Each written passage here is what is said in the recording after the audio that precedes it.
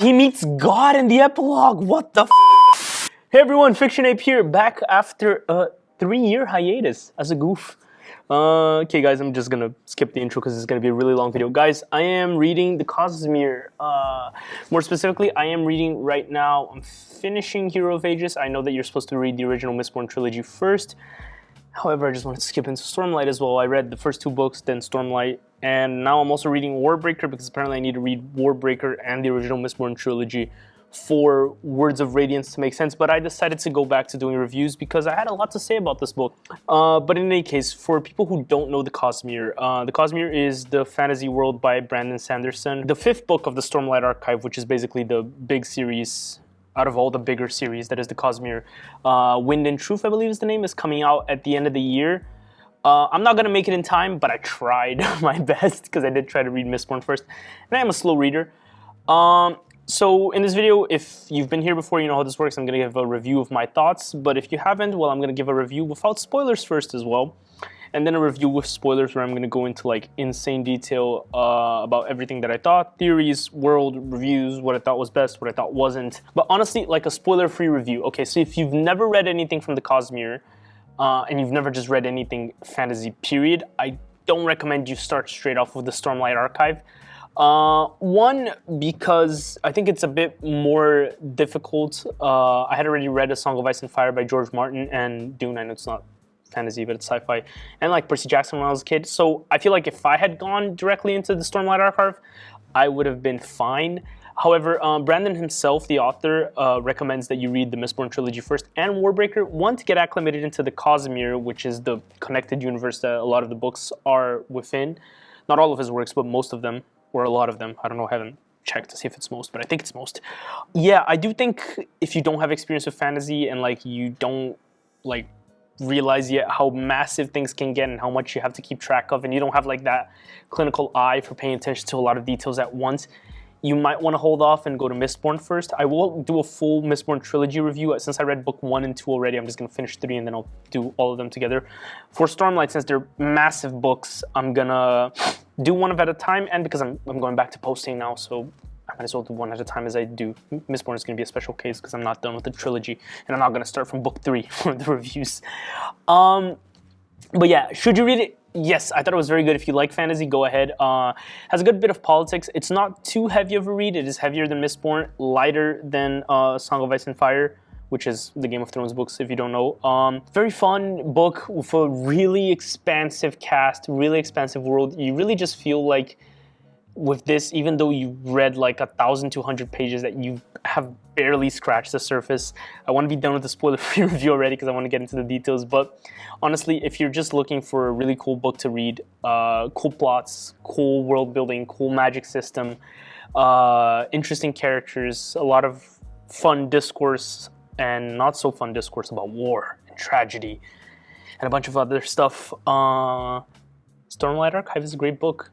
Man, I'm sorry, I suck at non-spoiler reviews. I just want to get straight into it. But this is your spoiler warning. If you have not read the Stormlight Archive, God, I haven't done this in too long. If you have not read the Stormlight Archive and you don't want to be spoiled, here's your final warning, because now I'm going to go straight into spoilers. Guys, he meets God in the epilogue. What the f? Okay, so, yeah, this was a really good book. I was very surprised. I will say, after reading the first 2 Mistborn books, and I was reading Mistborn 2 alongside The Way of Kings, Brandon Sanderson, my guy, you have upgraded your skills. I was not familiar with your work. I've mentioned before a bunch of times, with Mistborn, it is a fun book. It is a good book. It's not a book that blew me away at any point. But dude, oh my God, you feel the upgrade. The book already starts like with a bang. I love me some good prologues, and this one gave me a lot to theorize with, and I was paying attention the entire book to some of these details. Specifically, it really made it so that I could pay attention to like a lot of the religious aspects, a lot of like the mythology aspects. I love that the world is fleshed out both like to the past and in the present. That always makes the world feel that more alive. I'm just gonna give like some general writing points before I go like deep into like character per character world. Thank God I have so much to talk about.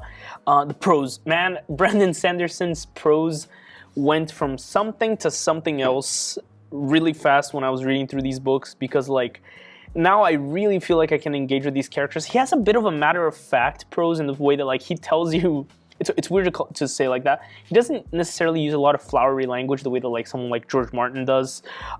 He tells you exactly how a character is feeling, but just I feel like the way that he tells you got more artsy, and I really appreciate that. I don't know if I have an exact example in mind, but I think the best thing that I could say is the words of the Radiance. They're fairly simple, they're fairly straightforward. The life before death, journey before destination, etc. Like, if you got that in a vacuum, you'd see a pretty simple phrase, like something, I don't want to call it generic, but like something simple, something fantasy, something, not cliche either, but like, you get the point. The way that it's used in the book is what matters a lot. Like, he's learning how to take the awesome plot building that he does and like throw these punches in to like kind of like the strategic placement, I guess, of the words, be them simple, be them more flowery, complex. He's learning how to place them in places that like it really makes you feel the punches. And just the way that he's setting up plot also kind of just makes the characters like feel like they're growing faster. While with Mistborn, everything like was kind of happening like concurrently through a smaller period of time. Like each book was like a year apart, but in the book itself, you're like, at least in book 1 and 2, you're only going through like the span of like a couple of months to a year.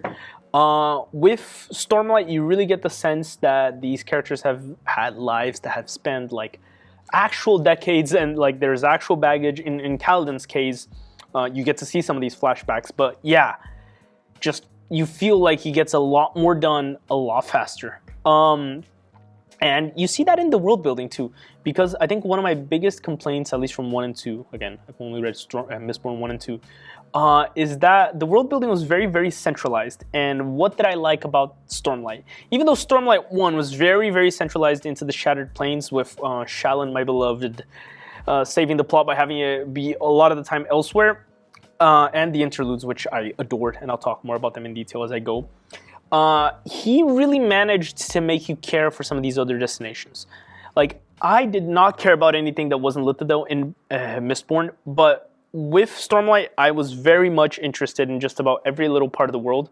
He made it feel more alive, he made it feel more relevant. The interludes helped a lot, but I think really the cultures, like the expansion of culture and like the differentiation of each part through culture is a lot of what made the series be very easy to get invested in. Like characters like, for example, like side characters like Rock make you question about like, whoa, this guy is really different from Kaladin and the rest of the Bridgemen. Like, I wonder what his place is like. And then like you have characters like Zeph, I hope I'm saying his name correctly, which makes you question more about the Shin.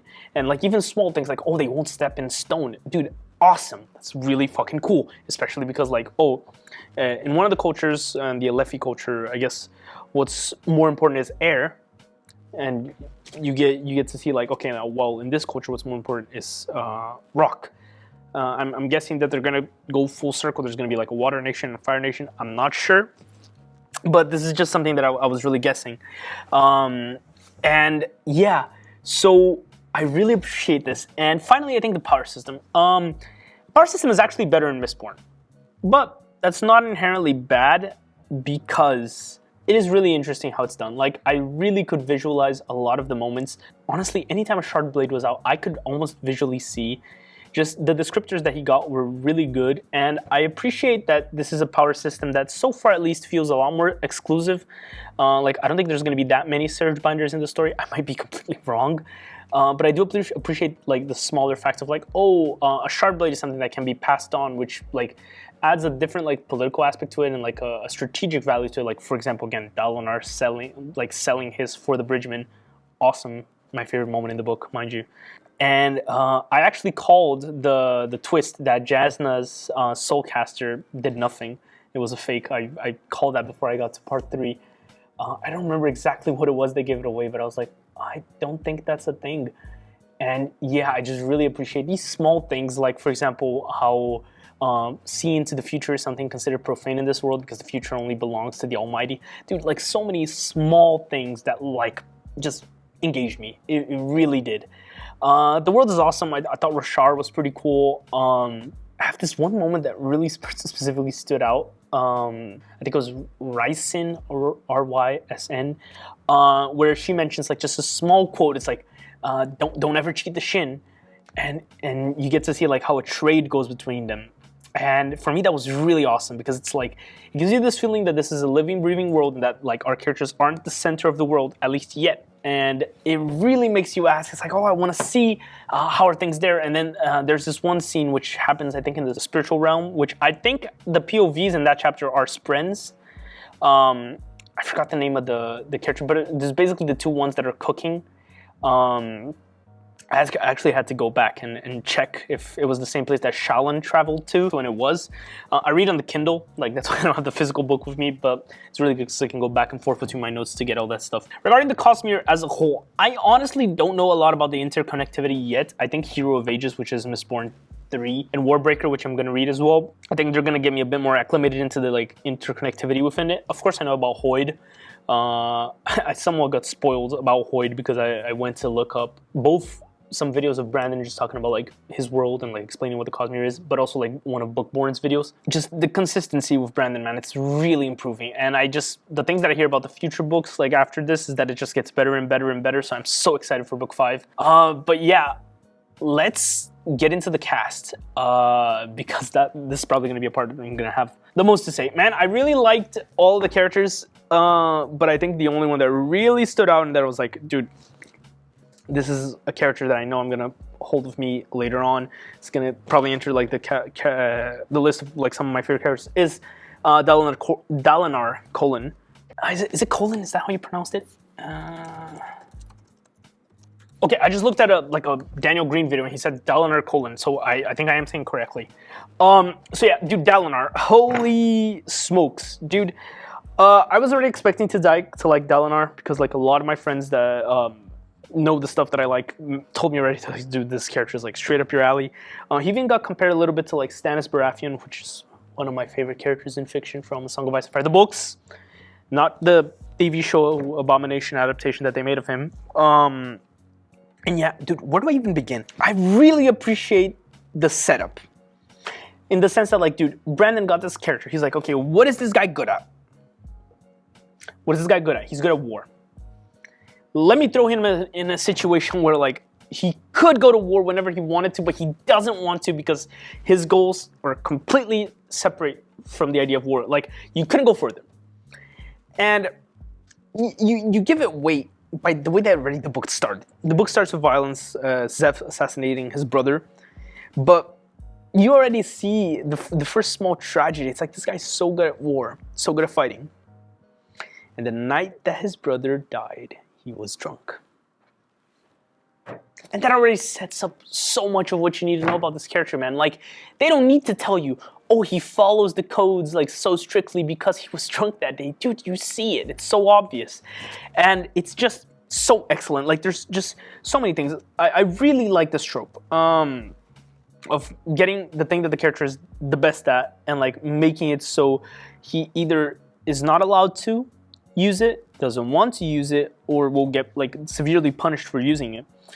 And it's so great because like there is this feeling of like Dalinar where it's like, oh man, punch him, do something like that. You want him to do something like that. And it's kind of sad because like you as the reader, well, most readers, you're gonna kind of have the same experience that he's having in the book where like you feel the thrill of him killing people, of him killing Parshendi.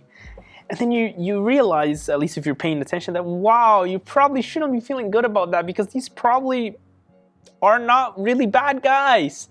And yeah, like they're creatures with cultures. They're creatures with like they think, you know, like they're probably not that different from humans. Even though at the end we do discover that they're the Voidbringers. Who even knows if the Voidbringers are actually literally evil? And yeah, like, dude. It's just really, really good. Like a bunch of small things, like him losing the memory of his wife, and then like he can't even hear her name. His complicated relationship with Navani, his relationship with his kids, where he clearly sees like a lot of himself in Adolin, sees a lot of Sadia's too, which kind of bothers him in the sense that like Adolin is very much overly focused on his appearance, on like things that don't matter. He's very much the opposite of his dad in terms of like courting people. But he has his honor, which is very important to him. He has a tremendous amount of skill in battle, even more than Dalinar, from what I remember. Like, there is just like a really nice dynamic between these two, and I really also like Renarin a lot. I don't have a lot to say about Renarin, but I really like him.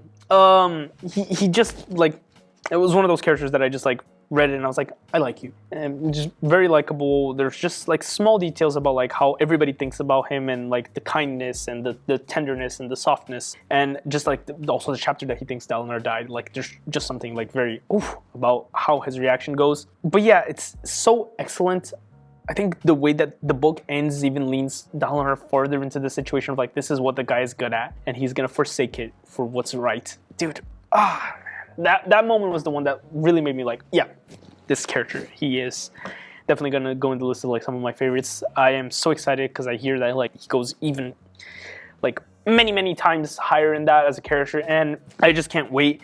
It's really nice as well. I'm gonna kind of go out of order here, man, and you guys have read the book, so I'm just gonna talk. There is something also really nice about dynamic between Kaladin and Dalinar, and I think there's something really beautiful about the fact that like Dalinar is nowadays, I suppose, the kind of light eyes that Kaladin has always dreamt of meeting, always dreamt of being, and there is something so poetic about Kaladin was the one who brought out in that moment where he tells you, like, get out of here, your men are gonna die, don't focus on the sharp blade, just you're supposed to be the good one. He brings out the best in Dalinar. He brings out the best version, which is of him so far, which is the one that we see at the end of the book, where he's gonna do what's right. He's gonna stop like trying to play nice with these people who clearly don't want to play ball with him, who are gonna like try to cheat him out of doing the best for the realm, who have like complete self-interest. The setup between him also in the dynamic of like Nohadon, which is the king from the past, of like him trying to be a peacemaker when it's like clearly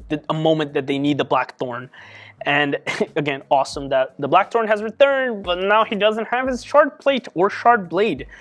Yeah, really nice setup, and like I can't wait. This book clearly feels like a prologue, even though it's like 1,200 pages long. There's just so much to like, and it's specifically just to like try to close off a bit on Dalinar. I'll comment on him as from the lens of like the perspective of the other characters. The vision aspect is really nice. It like sets up so many different scenes that you can have with him. Just the fact that he's the kind of person that knows a vision is fake and will still go out of his way to be heroic even in the vision. Again, shows a lot. Journey before destination, life before death, yada yada. He's really cool, really great character, and I can't wait to see more. And I don't know why Henry Cavill asked if he could be Kaladin, and like he could clearly be Dalinar. He is the greatest. And you guys are probably not gonna like my Kaladin takes. My bad. Now on to my second favorite character, Shallan. I love Shallan. For those who don't know, I am a huge Tyrion Lannister fan. He's my favorite character from A Song of Ice and Fire. Shallan felt like my Tyrion. Of course, a lot nicer, a lot less of a bad person, for the lack of better terms. But dude, awesome. I love the wit. Again, Shallan was one of the characters that really made me notice how much Brandon Sanderson has leveled up on his wit. Her conversations were awesome. Like some of her chapters with Jasnah had some of the best prose, some of the best like witty dialogue that actually made you think about stuff. Like he really got a lot better at like writing intelligent characters. Jasnah shows this more than Shallan, but Shallan also like doesn't stay that far behind.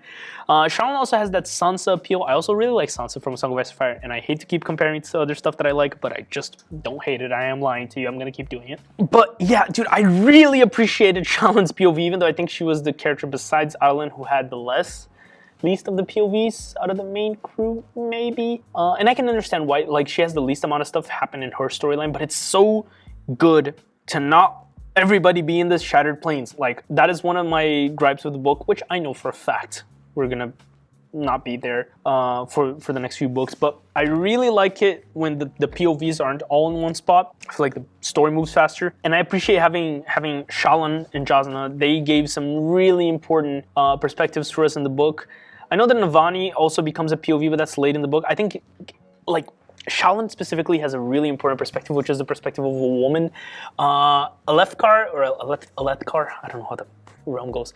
Anyways, in the realm, women have a very different, I guess women and men have like very specific, very strict social rules, even more than in real life, where dude, like men can't even read.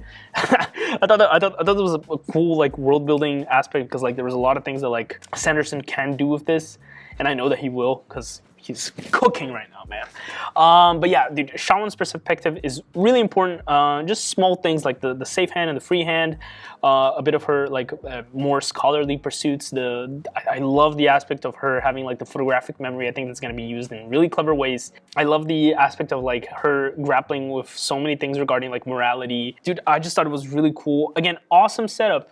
What is Shallan's quest? What is her thing in the story? She wants to steal. But her new want, which is to learn and to be a scholar and to actually be Jasna's apprentice, kind of the conflicts there. Like, she wants to do this, she has to do this because of family, but like she wants to do this because of herself. Really, really good stuff. With Shallan, I can definitely see a lot of potential for some of the really cool stuff. I really appreciated her story ending with like the reveal that she finds out that Jasna can use soul casting by herself. I love the reveal that she was able to kill her dad. I love that her family is actually seemingly involved with Tarvanian's whole scheme. I'll talk more about Tarvanian in a little bit. Holy crap, this video is gonna be long.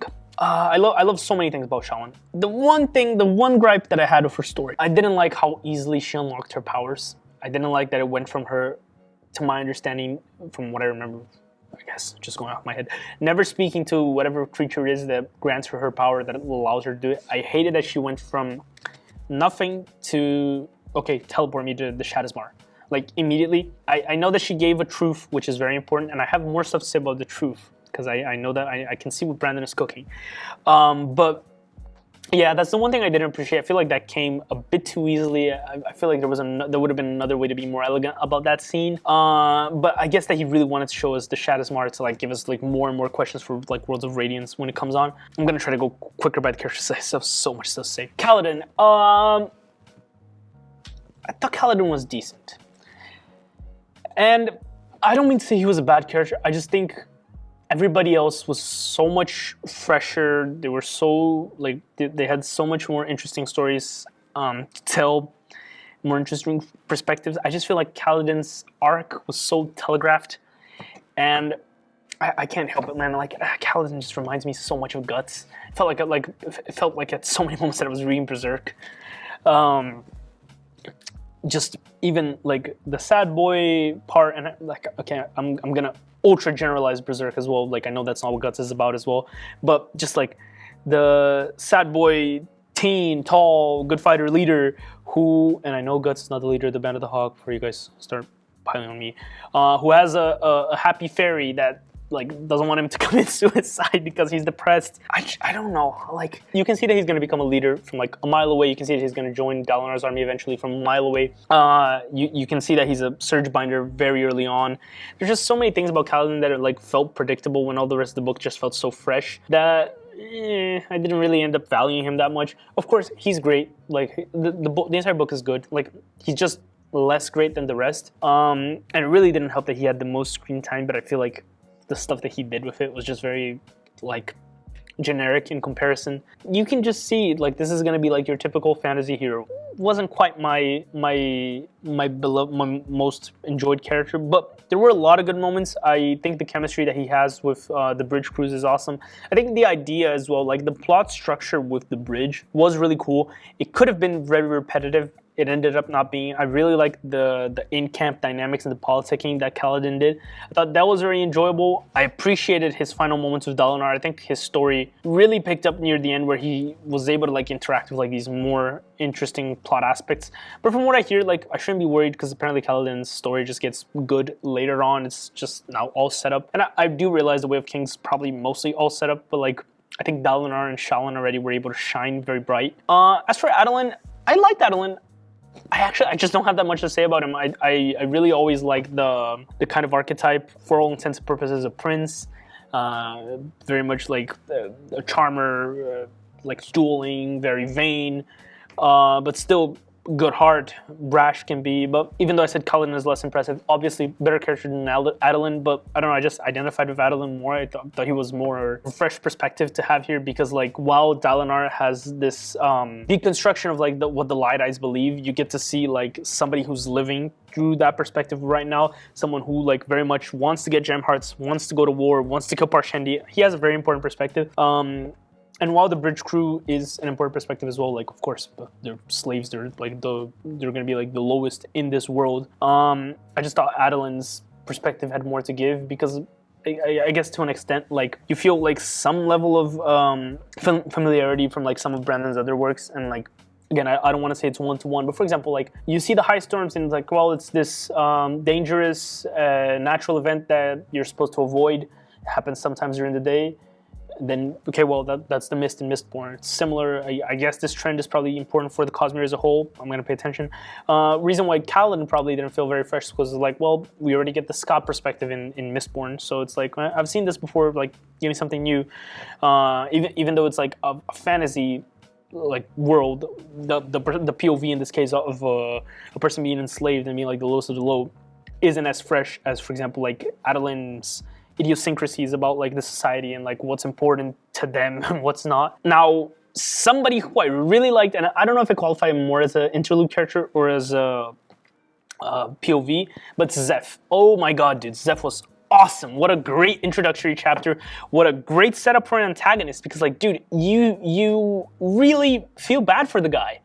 You really do, and he's like slowly getting dehumanized in the sense that, like, you're probably not gonna feel bad for him for the entire book, because he's gonna be held accountable eventually. And I thought this quote really like helped like summarize who Zeph was as a person, and he's thinking about Tarvanian when he sees all the atrocities that Tarvanian's doing.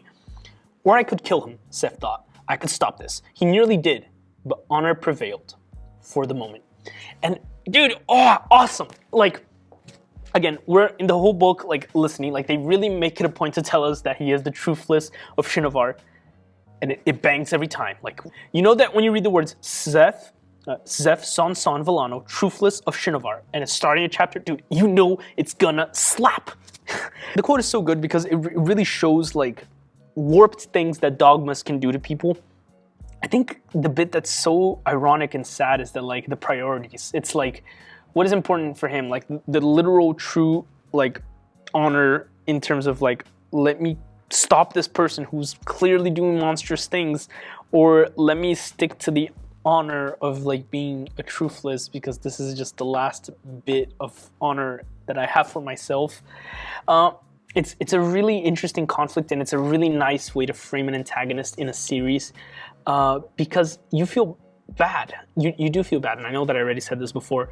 But this guy is terrifying. He makes incredibly short work of all the other shard bearers, and we see how like one shard bearer duel is already like incredibly difficult. Like he takes them out like it's nothing. And the fact that he's afraid for his enemies, even though he wants to be killed, dude, this guy's terrifying. And yet, it's okay for him to be so overpowered. Like, this is a really good way to do an overpowered character, because like this guy is so overpowered, but the power isn't the point. If anything, the power makes it worse. It makes his struggle worse, because he wants to die. He wants to die. Like, this is just such a brilliant way to make a character who's unstoppable. He wants to be stopped. That is his literal desire. Like, I just have a lot of great things to say about Zeph. I think if he was amongst the POVs, he's definitely my third or second favorite. Like, he's probably tied with Shallan. I think I do like Shallan a little bit more, but I just thought he was a really brilliant character, and I had to talk a little bit about him. Navani. I wish Navani had more screen time. I think Navani, very interesting perspective. I don't have that much to say about her, besides the fact that I really like her dynamic with Dalinar. I'm going to appreciate seeing more of her interactions with Elokar, her son, next book. And I'm really curious about her relationships with Gavilar. And I know that was a lot of Lars. That's on her, not on me. And Jasna, because from what I remember, Jasna and Navani don't have the best relationship. But yeah, I want more from her. I really liked what I saw, but I want more. Jasna, I want more as well. I would love for her to be a POV character as well, but I don't know if she'll be, because she knows a lot, and we already have Shallan to keep her perspective going. But also, very witty, very cool, very mysterious character who has a lot of information on the lore, and we just want to see more of her. Tarvanian. I did not see it coming. I saw a lot of things coming with him being a villain, and a friend of mine even told me to watch out for Tarvanian. I could not see it coming.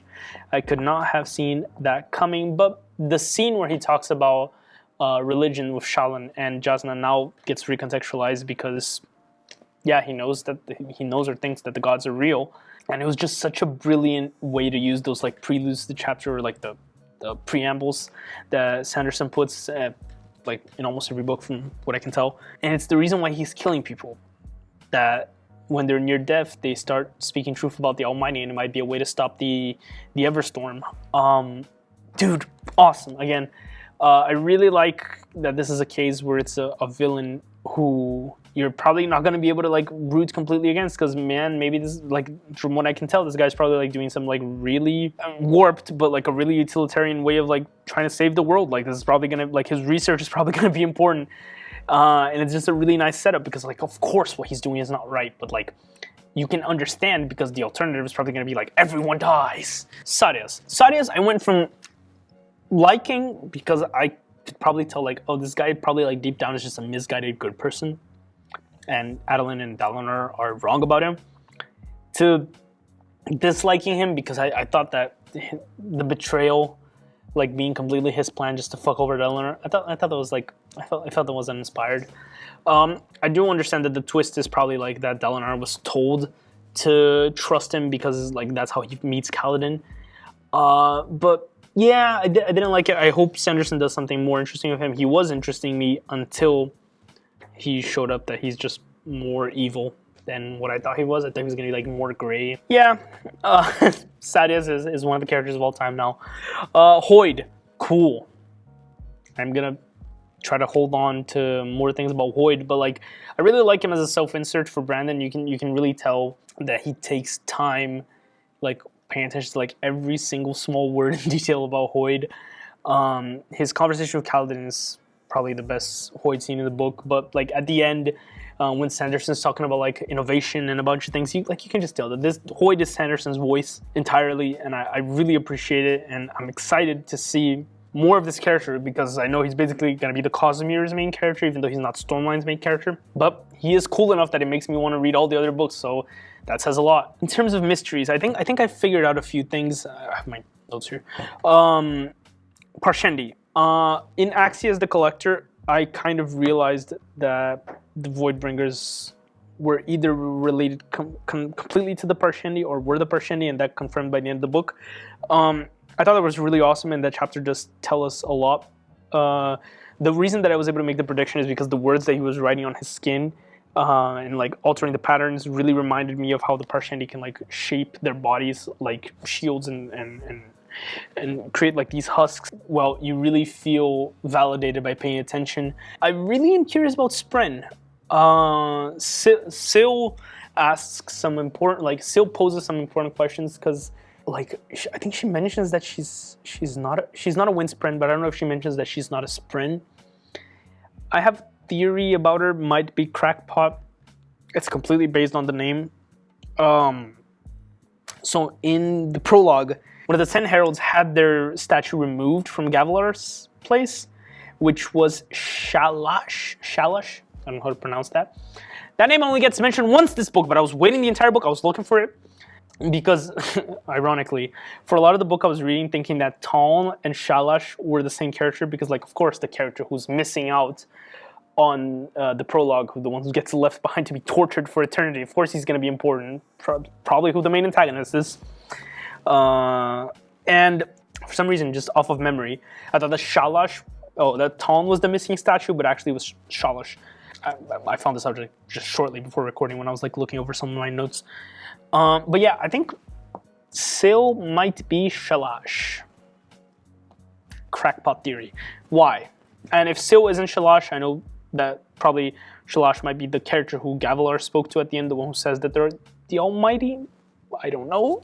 Why that? Why is that? Well, the crackpot reason is lash is at the end of the name. And simple lashings, complex lashings, I know, sounds insane, but I do a bit of writing myself on the side, and honestly, I wouldn't blame Brandon if he did that, because sometimes like you just like you do these things. You put the name, even though it's obvious, into the name.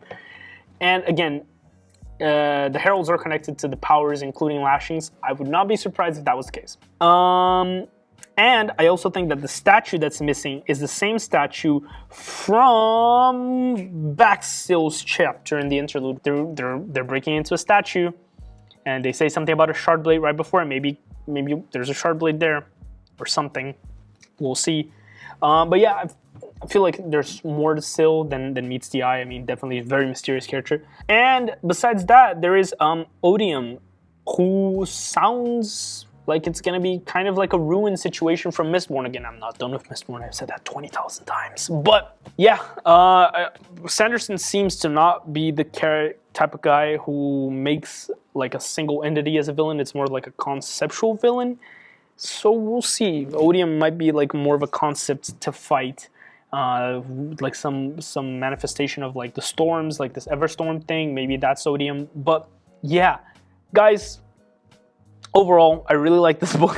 If you guys couldn't tell, I think a 40-minute video. I'm gonna keep reading. I'm gonna keep updating you guys. Yeah, let me know what you guys think about the takes. Let me know what you guys want me to review besides this. I'm gonna like try to review everything that I read or play or watch now. I'm a bit better set up now, as you guys can see. I have a cool TV thing behind me now. And yeah, wow, it's really weird. I don't remember how to finish off videos anymore, but yeah, the next video you can probably expect is my video on Darren the Drunken, which is going to be more of an analysis type of video rather than a review. But yeah, guys, please just no spoilers in the comment sections, please. I do love reading all the comments that you guys drop, but I don't want to be spoiled because I am actually going in completely blind into this. And yeah, thank you guys for watching until the end. Guys, I'm going to say it. I haven't said this in 3 years, but Fiction Ape out the gate. Thank you guys for watching. See you guys next time.